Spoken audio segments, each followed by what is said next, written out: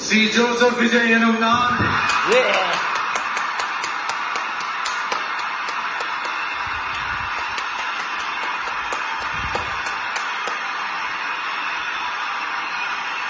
சட்டப்படி அமைக்கப்பெற்ற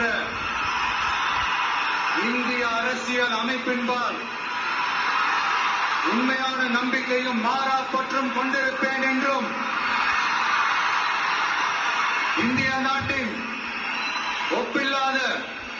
முழு முதல் ஆட்சியையும் உரிமையையும் நிலை நிறுத்துவேன் என்றும் தமிழ்நாட்டு அரசின் முதலமைச்சராக உண்மையாகவும் உளச்சான்றின்படியும் என் கடமைகளை நிறைவேற்றுவேன் என்றும் அரசியல் அமைப்பிற்கும் சட்டத்திற்கும் இணங்க அச்சமும் ஒருதலை சார்பும் இன்றி விருப்பு வெறுப்பை விலக்கி பலதரப்பட்ட மக்கள் அனைவருக்கும் நேர்மையானதை செய்வேன் என்றும் ஆண்டவன் மீது ஆணையிட்டு உறுதிமொழிகிறேன்.